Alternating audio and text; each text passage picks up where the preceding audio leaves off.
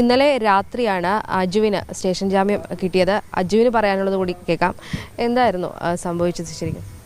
അതായത് മിനിഞ്ഞാന്ന് ഒരു ഉച്ചയായപ്പോഴാണ് തിരുവല്ല CI വിളിച്ച് പറയുന്നത് ഇങ്ങനെ വീഡിയോ ഡിലീറ്റ് ചെയ്യണം അങ്ങനെയൊക്കെ പറഞ്ഞിട്ട് നാളെ സ്റ്റേഷനിൽ ഹാജരാകണം, ഒരു 8 മണിയോടുകൂടി വരണം.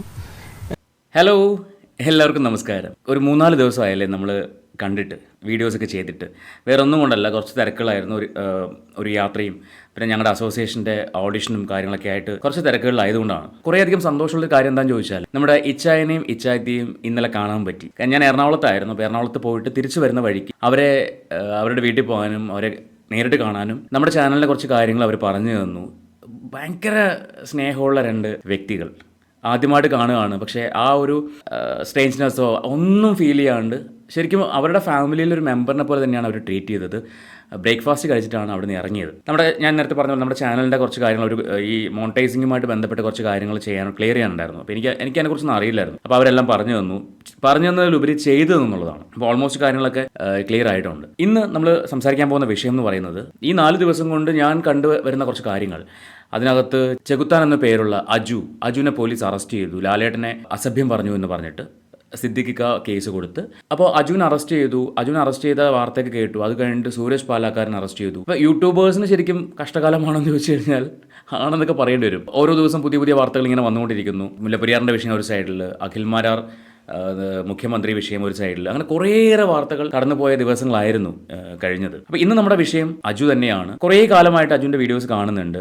ഇടയ്ക്ക് ബാല അജു വിഷയം നടക്കുന്ന സമയത്ത് എനിക്ക് യൂട്യൂബ് ചാനലൊന്നും ഇല്ല, അല്ലെങ്കിൽ അന്ന് ഞാൻ റിയാക്ഷൻ വീഡിയോസ് ഒന്നും ചെയ്ത് തുടങ്ങിയിട്ടില്ല. ഈ ഒരു സംഭവം കണ്ടപ്പോൾ ബാല അജു വിഷയം കണ്ടപ്പോൾ തന്നെ ഒരു മനസ്സിലൊരു ചിന്ത ഉണ്ടായിരുന്നു, എന്നെങ്കിലും ഒരു പണി അജുവിന് കിട്ടും. അത് മറ്റൊന്നും കൊണ്ടല്ല, നമുക്ക് അഭിപ്രായ സ്വാതന്ത്ര്യമുണ്ട് നമ്മുടെ നാട്ടിൽ.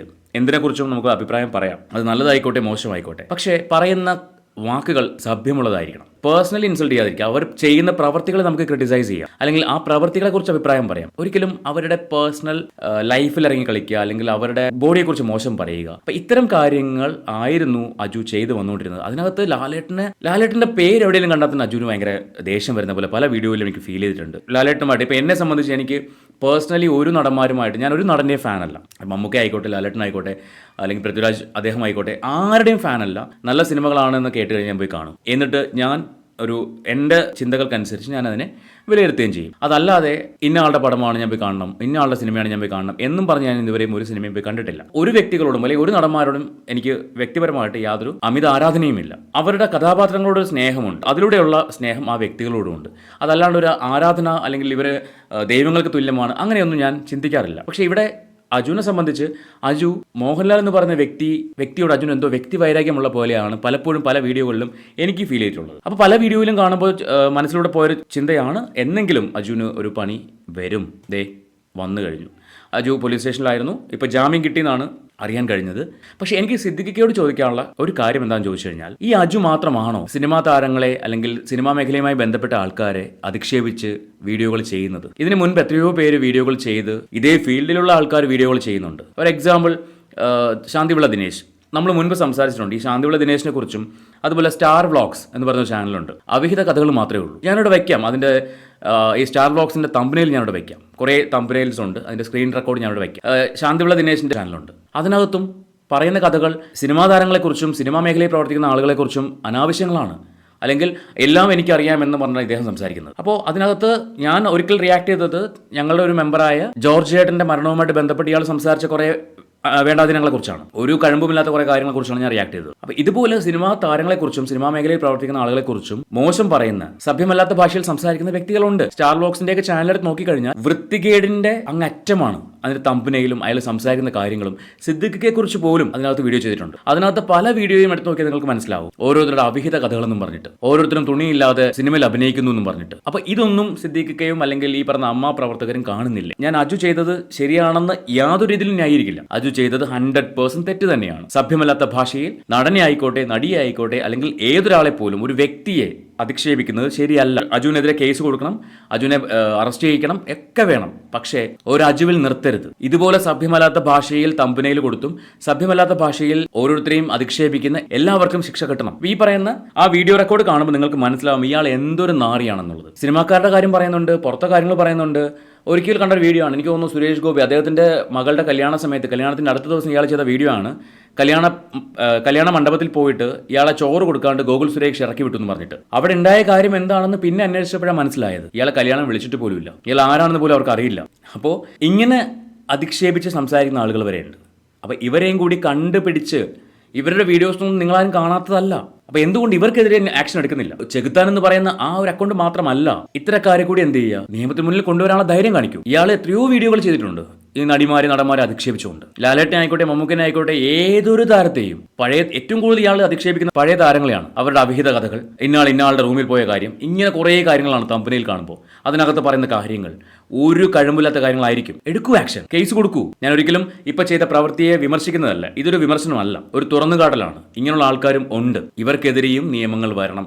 കുറച്ച് മുന്നേ പറഞ്ഞ പോലെ ശാന്തിയുള്ള ദിനേശ്, അയാളുടെ ചാനലിൽ കയറിയാൽ നിങ്ങൾക്ക് അറിയാൻ പറ്റും എന്തൊക്കെ തോന്നിവാസങ്ങളാണ്. അത് കാണാൻ 10,000-കണക്കിന് ആൾക്കാരാണ് കാത്തിരിക്കുന്നത്. അയാൾ പറയുന്ന അവിഹിത കഥകളും അയാൾ പറയുന്ന ഗോസിപ്സും ഒക്കെ കേൾക്കാൻ വേണ്ടി 10,000-കണക്കിന് ആൾക്കാരാണ് കാത്തിരിക്കുന്നത്. ആൾക്കാർ കാത്തിരിക്കുന്നതുകൊണ്ട് അയാൾ വീഡിയോ ചെയ്യുന്നു. എന്തുകൊണ്ട് അതിനൊരു നിയന്ത്രണം വരുന്നില്ല? സിനിമാക്കാർ തമ്മിൽ ഒരുപാട് പ്രശ്നങ്ങളും അല്ലെങ്കിൽ ഒരുപാട് ഇഷ്യൂസും കാര്യങ്ങളൊക്കെ ഉണ്ടാവും. അതെല്ലാം ഇയാളോട് വന്ന് ബോധിപ്പിക്കുന്നു ആൾക്കാർ. എന്നോട് ഇന്നയാളിങ്ങനെ പറഞ്ഞു, ഇന്നയാളിങ്ങനെ പറഞ്ഞു. അത്തരക്കാർക്കെതിരെ കൂടി നിയമ നടപടികൾ സ്വീകരിക്കാൻ ഞാൻ പറയാണ്, ഞാൻ റിക്വസ്റ്റ് ചെയ്യാണ്. അതിനുള്ള ധൈര്യം കൂടി കാണിക്കും. ഒരു അജു മാത്രമല്ല സിനിമാ താരങ്ങളെയും അല്ലെങ്കിൽ സീരിയൽ താരങ്ങളെയും അല്ലെങ്കിൽ കലാപ്രവർത്തകരെയും അധിക്ഷേപിക്കുന്നത്. അതേ ഫീൽഡിലുള്ള, അതേ തൊഴിൽ ചെയ്ത് ജീവിച്ച ഇത്തരക്കാരും ഉണ്ട്. സ്വീകരിക്കും നിയമ നടപടി. എനിവേ, നമുക്ക് എന്തായാലും അജുവിന്റെ ഈ പറയുന്ന അറസ്റ്റിന് ശേഷം അജു സംസാരിക്കുന്ന ഒരു ബൈറ്റ് ഉണ്ട്, നമുക്ക് അതൊന്ന് കണ്ടു നോക്കാം അജുവിന് എന്താ പറയാനുള്ളതെന്ന്.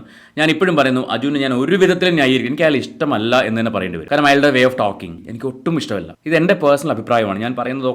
ഞാൻ ഈ ചാനലിൽ പറയുന്നതൊക്കെ എൻ്റെ പേഴ്സണൽ അഭിപ്രായമാണ്. എനിക്ക് അയാളുടെ സംസാര രീതി ഇഷ്ടമല്ല. പക്ഷേ അയാൾ പറയുന്ന കാര്യങ്ങൾ, ലാലേട്ടന്റെ കേസ് വരുമ്പോൾ മാത്രമല്ല ഇയാൾ ഓവർ റിയാക്ട് ചെയ്യുന്നത്, പച്ച തെറിയൊക്കെയാണ് പറയുന്നത്. ഒരു മര്യാദ വേണ്ടേ സംസാരിക്കാൻ? എന്തായാലും നമുക്ക് അയാൾക്ക് എന്താ പറയാനുള്ളതെന്ന് കണ്ടു നോക്കാം.